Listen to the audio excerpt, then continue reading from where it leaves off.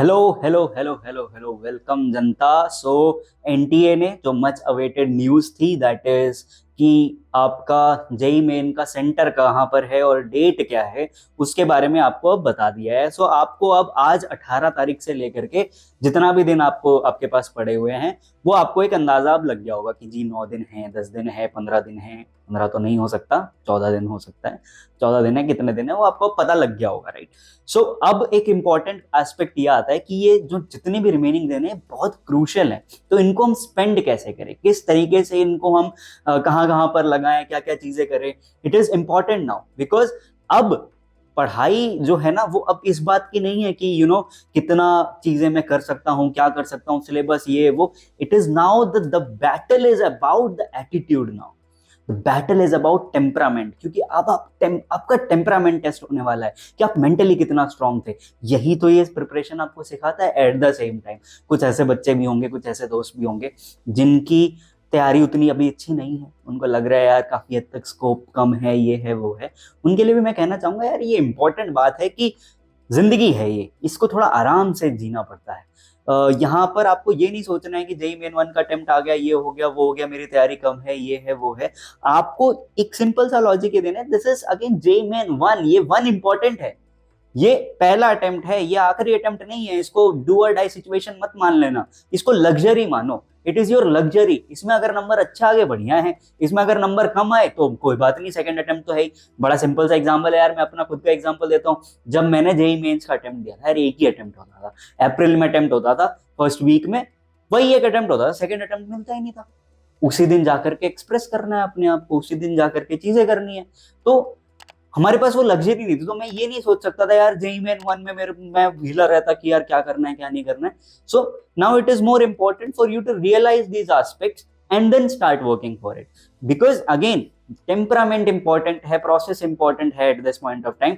So in order to help you out in the same thing, आपको अब process के बारे में डिस्कस करते हैं कि क्या प्रोसेस अब होना चाहिए। एक शॉर्ट स्निपेट है प्रोसेस की। इसके बाद एक और वीडियो लाऊंगा जिसमें डिटेल में डिस्कशन करेंगे कि आप कैसे अपने डेज को डिवाइड कर सकते हो।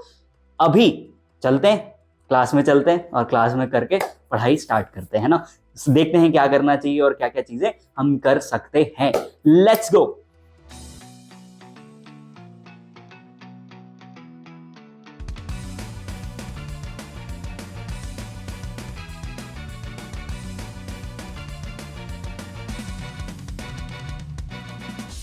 एंट्री अच्छी है लेकिन बैठने का तरीका अभी बड़ा कैजुअल है।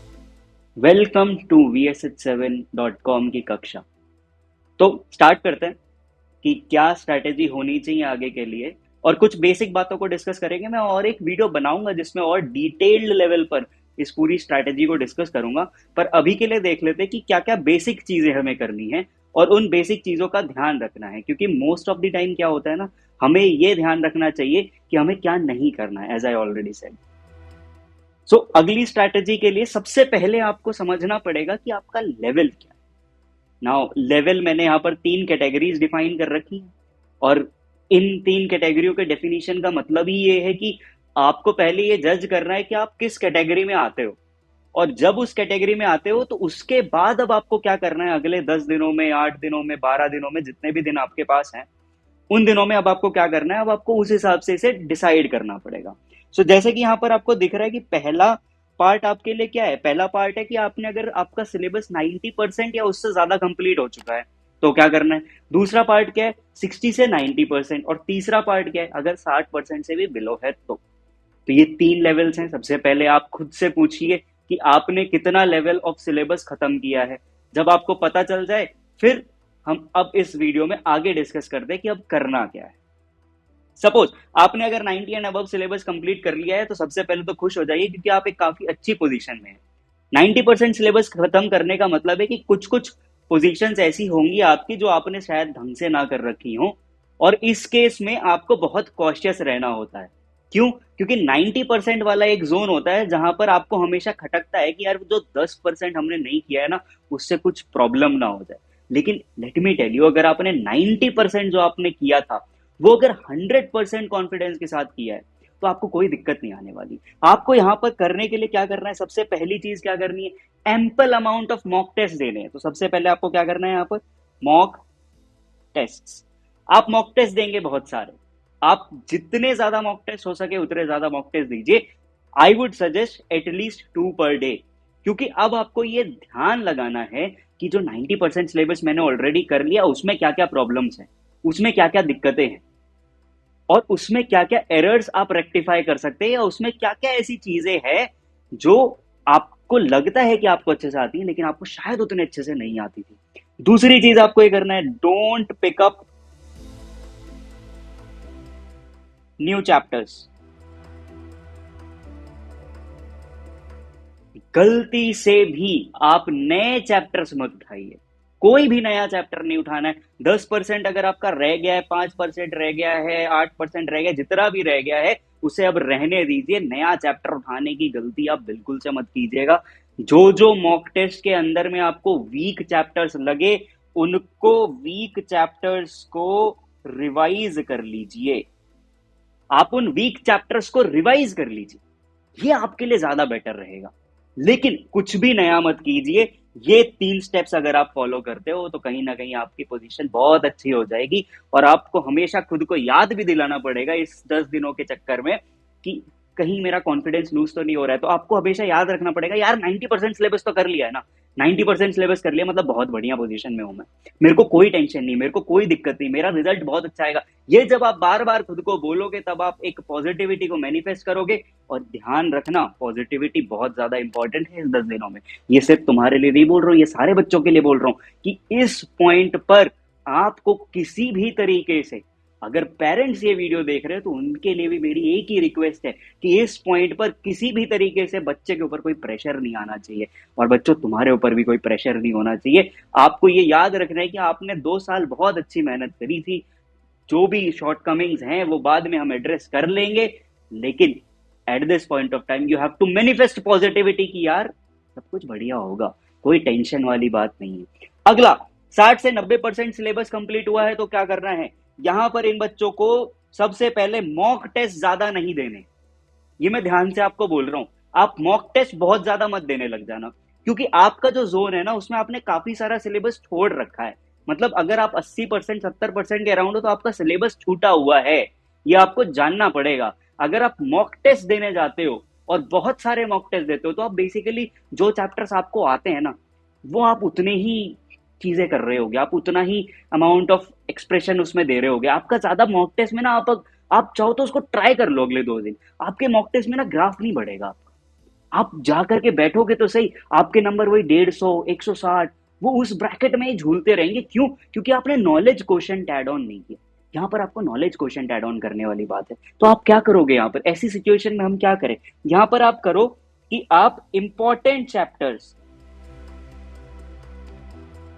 जो कि परसेंटेज वाइज उनको आप रिवाइज करो।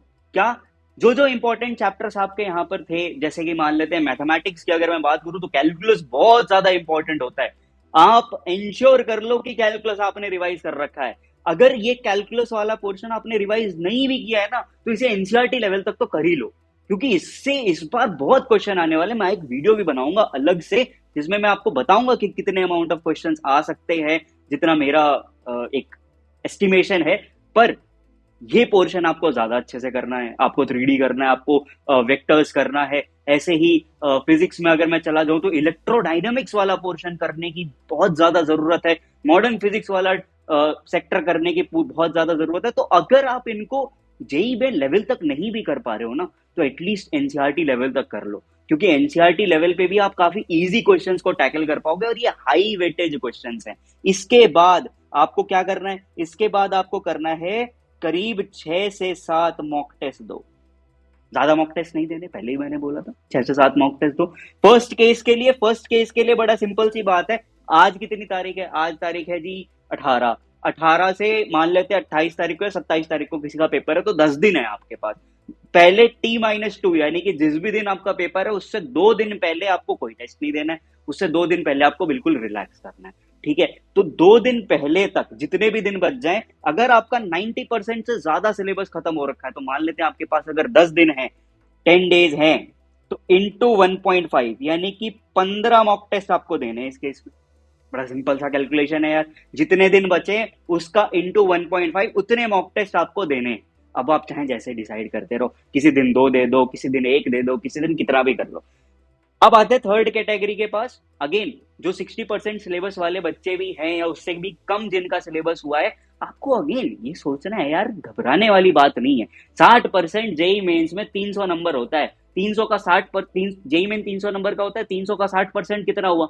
180 नंबर। 180 नंबर में से भी अगर आपने वो 60% बहुत अच्छे से किया है ना, तो 180 में से भी आप 150 तो स्कोर कर सकते हो अभी भी। लेकिन प्रोवाइडेड वो 60% बहुत अच्छे से होना चाहिए, वरना ये डिफिकल्ट है यार। ये मैथमेटिकली तो मैं बोल देता हूँ, पर वो डिफिकल्ट है। लेकिन वो अगर 60% अच्छे से, तो आपका स्कोर अच्छा बन सकता है, प्रोवाइडेड अच्छे से हो, है ना। तो इन 60% वाले बच्चों को क्या करना है? इन 60% वाले बच्चों को बेटा ज्यादा टाइम इंपॉर्टेंट चैप्टर्स को रिवाइज करना है। आपको इंपॉर्टेंट चैप्टर्स को रिवाइज करना है यहाँ पर, ये बहुत ज्यादा जरूरी है। अगर पहली कैटेगरी वाले बच्चे आप देख रहे हो 15 मॉक टेस्ट दे रहे थे, तो नीचे वाली कैटेगरी वाले 6 से 7 दे रहे हैं, और आपको बेटा ज्यादा से ज्यादा मैक्स 5 मॉक टेस्ट देने हैं। आपको ज्यादा मॉक टेस्ट नहीं देने। रीजन बताता हूँ इसका, रीजन क्या होगा। रीजन बड़ा सिंपल है यार, जब आपने 60% से कम सिलेबस करा होता है ना, तो आप जब मॉक टेस्ट खोलते हो तो आधे क्वेश्चन आपको ऐसा लगता है यार ये तो मैंने पढ़े ही नहीं है। इसमें आपका कॉन्फिडेंस डाउन होता है, और इस पॉइंट ऑफ टाइम पर किसी भी तरीके से मैं कॉन्फिडेंस डाउन नहीं कर सकता हूँ। तो बड़ी सिंपल सी बात है कि जितना मैंने पढ़ा है ना, उसका एप्लीकेशन मैं सीख लूं 5 मॉक टेस्ट में। 5 मॉक टेस्ट। अब ये देखो यहाँ पर ये इंपॉर्टेंट कॉन्सेप्ट है कि 15 मॉक टेस्ट, 7 मॉक टेस्ट और 5 मॉक टेस्ट, इसमें डिफरेंस क्या है, क्या क्या इंपॉर्टेंट है। मैं कम मॉक टेस्ट क्यों बोल रहा हूँ आपको देने के लिए? क्योंकि आप जब मॉक टेस्ट देते हो ना, मोस्ट ऑफ द टाइम हम बड़ी दिक्कत करते हैं। वो दिक्कत क्या होता है? दिक्कत ये होती है कि हम मॉक टेस्ट के एटीट्यूड को नहीं समझते हैं कि यार मॉक टेस्ट देने के बाद एटीट्यूड क्या होना चाहिए। वो एटीट्यूड इंपॉर्टेंट है यार, मॉक टेस्ट करना इंपॉर्टेंट नहीं है। मॉक टेस्ट में आप कैसे कर रहे हो वो इंपॉर्टेंट है। तो उसी चीज को आपको समझना है कि यार मॉक टेस्ट में मैं किस तरीके से उसको एनालाइज करूंगा। दे तो आप 100 दो, लेकिन अगर आप उसका एनालिसिस नहीं करोगे तो फायदा क्या है? हर दिन दे लो आप मॉक टेस्ट, उसका एनालिसिस नहीं करोगे तो फायदा क्या है? तो more important part of the concept is कि आपको उसका एनालिसिस करना है। वो एनालिसिस भी मैं सिखा दूं, उसमें कोई टेंशन नहीं है, लेकिन वो एनालिसिस इंपॉर्टेंट है, आपको ध्यान रखना पड़ेगा। एंड अगेन जैसे मैंने पहले भी बोला कि पॉजिटिविटी और कामनेस ये बहुत इंपॉर्टेंट है। पॉजिटिव रहना इंपॉर्टेंट है। गलत बातें, गंदी बातें नहीं बोलनी है कि यार मेरा इतना नहीं हुआ है, सेकेंड अटेम्प्ट बहुत मुश्किल होगा, ये होगा वो होगा। अरे यार छोड़ दो यार। अगर ज्यादा कभी कभी हमारी बहुत ज्यादा अगर हिल रही होती है ना, तो उस चीज को देखना ही छोड़ दो कि यार जेई मेन है ही नहीं, घर पे बातें करना बंद कर दो उसके बारे में। चुपचाप JEE Main just like another, जो आप कोचिंग ज्वाइन कर रखा होगा या जो भी आप मॉक टेस्ट दे रहोगे, treated just like another mock test और दे करके आ जाओ।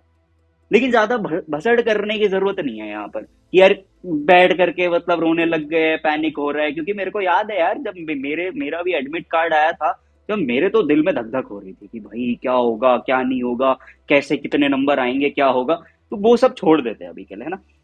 अब मुद्दे की बात है कि यार ये मॉक टेस्ट हम करें कौन से। अब बड़ा इंपॉर्टेंट है कि अगर आप पहली वाली कैटेगरी में आते हो, 90% से ज्यादा सिलेबस आपका खत्म हुआ है, तो यार किसी भी इंस्टीट्यूट का मॉक टेस्ट उठा लो, किसी भी बुक मॉक टेस्ट वाली उठा लो, उसको दे लो, है ना। पुराने पीवाईक्यूज उठा करके दे दो, वो भी इंपॉर्टेंट है, वो भी अच्छा है, अच्छी चीज है। लेकिन उन पीवाईक्यूज में ना एक दिक्कत, क्या दिक्कत? वो दिक्कत ये है कि यार काफी ज्यादा सिलेबस ना, स्पेशली मैथ्स और केमिस्ट्री में इस बार कट गया। तो अब जब आप वो पीवाईक्यू दोगे ना, तो उसमें से काफी सारा पोर्शन ऐसा होगा जो आने ही नहीं वाला है। तो यार क्या करें? तो उसके लिए मैं सॉल्यूशन लेकर के आऊं। मैंने 5 मॉक टेस्ट तैयार किए आपके लिए, जो बेसिकली एज इट इज, जो पुरानी शिफ्ट आई थी ना, वो एज इट इज है। वो एज इट इज आपको मैं प्रोवाइड कराऊंगा। लेकिन जो वो एक्स्ट्रा क्वेश्चंस थे ना, जो अब सिलेबस में नहीं आ रहे हैं, उनको मैंने रिप्लेस कर दिया है। किसके साथ?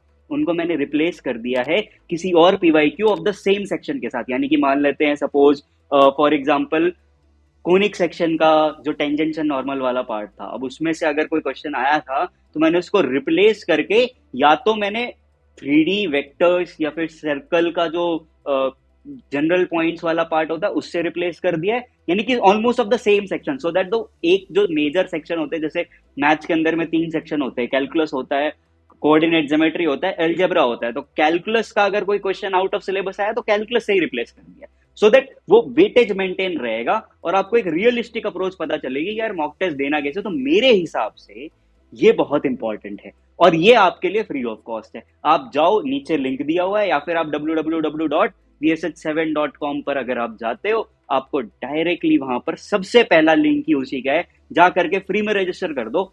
20 तारीख से टेस्ट चालू हो जाएंगे, आप टेस्ट दे देना, ठीक है। वहां से आप प्रिपरेशन कर सकते हो। अब आप सोचोगे यार ये टेस्ट दे क्यों, है ना, क्यों करे भाई, हम मॉक टेस्ट उठा लेते हैं, हम किसी बुक से कर लेते हैं, हम कुछ कर लेते हैं, ये कर लेते हैं। तो उसके लिए भी हम आपको बताते हैं कि यार क्यों देना चाहिए।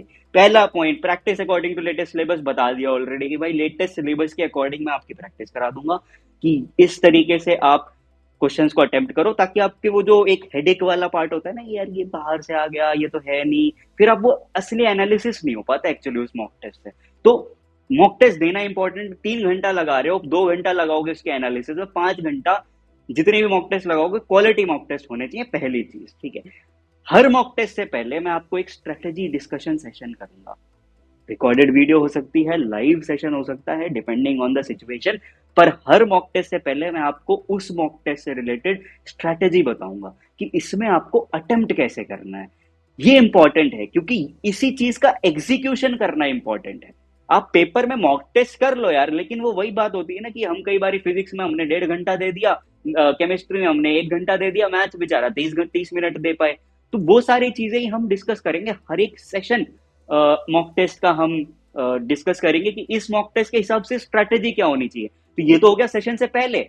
सेशन के बाद हम एनालाइज करेंगे कि कौन कौन से क्वेश्चन थे हम कर सकते थे, और ये मैं तीनों सब्जेक्ट्स में करूंगा।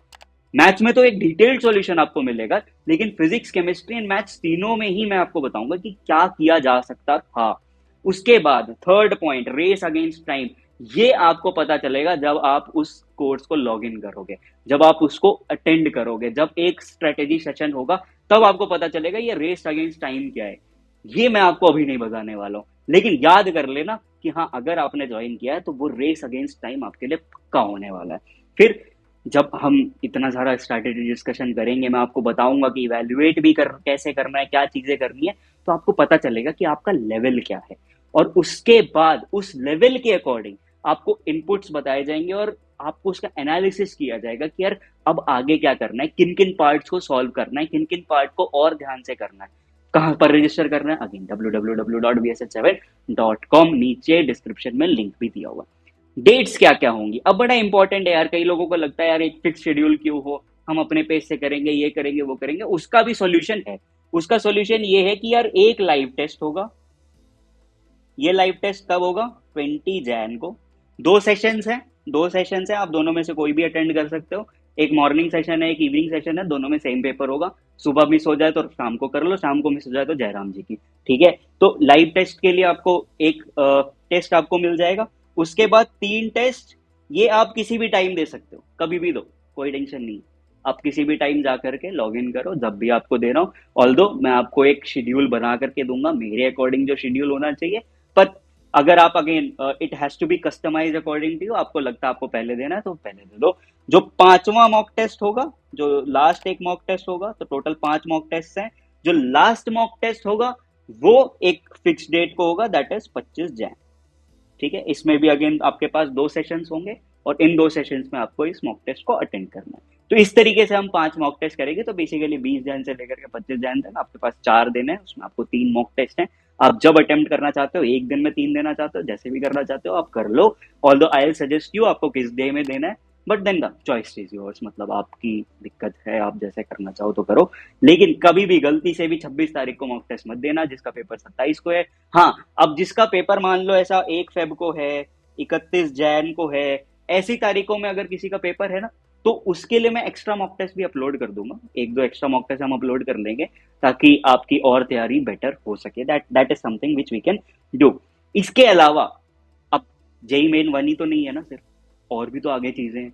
अगर आप 12वीं क्लास में हो, सीबीएसई का पेपर दे रहे हो, फ्री कोर्स है, जा करके एनरोल कर लो। हमें यहाँ पर 31 तारीख तक इट इज फ्री। 1-2 तारीख से हम क्लासेस स्टार्ट करेंगे इसकी। कुछ रिकॉर्डेड लेक्चर्स हैं, जो जो नॉन इम्पॉर्टेंट चैप्टर्स होते हैं, जिसका वेटेज ज़्यादा नहीं है, उसके रिकॉर्डेड लेक्चर्स आपको मिल जाएंगे वहाँ पर।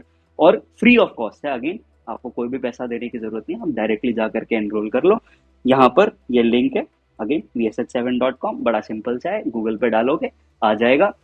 ये जाकर के रजिस्टर कर लो, CBSE class 12th maths in 45 days. इसके साथ आपको 10 मॉक टेस्ट भी मिलेंगे, ठीक है। अगेन यहाँ पर भी मॉक टेस्ट होंगे और उस सभी मॉक टेस्ट के सॉल्यूशंस भी होंगे, तो उसकी भी टेंशन आपको लेने की जरूरत नहीं। आपका छोटा भाई बहन है जो 10वीं में, again it is again a free course for you. आप इस फ्री कोर्स को भी ज्वाइन करवा लो। लाइव क्लासेस स्टार्ट होंगी 28 जनवरी से, फ्री रजिस्ट्रेशन, 10 मॉक टेस्ट इसके अंदर भी। तो अगेन अगर आप 12वीं में हो करेंटली, तो I highly recommend you to join this course, क्योंकि इससे आपको बहुत अच्छी रिवीजन होगी। आपको समझ में नहीं आएगा बट बहुत अच्छी रिवीजन होगी। हर एक चैप्टर हम 2 घंटा 2.5 घंटा देंगे हर एक चैप्टर को, और इस तरीके से डिवाइड करेंगे कि पेपर के लास्ट तक सारी चीजें खत्म हो जाएंगी। यानी कि जब आपके पेपर स्टार्ट होंगे ना 22 फरवरी से पहले तक, उस तक सारी चीजें खत्म हो जाएंगी। उसके बाद हम मॉक टेस्ट करेंगे, उसके बाद हम प्रैक्टिस करेंगे। 22-25 फरवरी तक खत्म हो जाएगा। आपको वेबसाइट के अंदर जाकर के शेड्यूल वगैरह भी पूरा मिल जाएगा। इसके बाद एक इम्पॉर्टेंट कोर्स, अगर आप बहुत सीरियस हो पढ़ाई के लिए और आपको लग रहा है कि आप बेसिकली ना उस ब्रैकेट में हो, किस ब्रैकेट में आप उस ब्रैकेट में हो जो कि 60 से 90% जिसका सिलेबस खत्म हुआ है, 60% से कम सिलेबस खत्म हो, उसके लिए बैच बहुत ज्यादा रिकमेंडेड है। क्यों रिकमेंडेड है? क्योंकि पहले वाले बैच में हम जेई मेन और एडवांस दोनों की तैयारी करा रहे हैं। लाइव क्लासेस हो रही हैं, अगेन द सेम थिंग, 3-3 घंटे 2 घंटे की क्लास होगी। उसमें हम ट्राई करेंगे एक चैप्टर को खत्म करने का, नहीं खत्म होगा नेक्स्ट दिन भी लेकर के जाएंगे। पूरा का पूरा कंटेंट आपको कराया जाएगा। 70% ऑफ है पहले 7 स्टूडेंट्स को जो भी इस पे एनरोल करते हैं। उसके बाद दूसरी चीज, अगर आप मान लो नहीं चाहते हो जेई मेन और एडवांस, आप चाहते हो पहले जेई मेन कवर कर लो फिर जेई एडवांस कवर कर लो, उसके लिए भी आपके पास एक सोल्यूशन, हमारे पास एक सोल्यूशन है। वो सोल्यूशन ये है कि जेई मेन हम 60 दिन का एक कोर्स ला रहे हैं। वो अगेन लाइव कोर्स है, कंप्लीटली लाइव कोर्स है। और उस live classes again they will start at 2 Feb. उसमें भी आपको 70% ऑफ होगा। आप प्लीज जाकर के इनको एनरोल करो, अपने दोस्तों को बताओ, दोस्तों से हेल्प लो, दोस्तों को हेल्प करो इनफैक्ट, और मेक श्योर कि आप इस अपॉर्चुनिटी का पूरा फायदा उठा पाओ। It is more important and at last, क्योंकि अभी 10 दिन बचे हुए, 10 दिन में हमें एक्सपेरिमेंट नहीं करना है, हमें पुरानी चीजें याद करनी कि यार क्या इंपॉर्टेंट है यहाँ पे। इंपॉर्टेंट ये है कि यार आपको समझना पड़ेगा, process is always greater than the result. जो भी आपके ऊपर प्रेशर होता है ना, जितना भी पैनिक आता है, पेपर के अंदर भी जितना पैनिक आता है, जो भी ये सारी चीजें होती हैं, वो सिर्फ और सिर्फ एक वजह से होती है कि हम रिजल्ट के पीछे भाग रहे होते हैं, रिजल्ट के बारे में सोच रहे होते हैं। जब जब हम रिजल्ट के बारे में सोचते हैं ना, हर बार ये दिक्कत होती ही है। फिर रिजल्ट के बारे में सोचना थोड़ा सा कम करते हैं, प्रोसेस के बारे में ज्यादा ध्यान करते हैं। पेपर भी जब दोगे, मॉक टेस्ट भी जब दोगे, एक क्वेश्चन एट अ टाइम करो, एक ही क्वेश्चन के बारे में सोचो, रिजल्ट मत सोचो।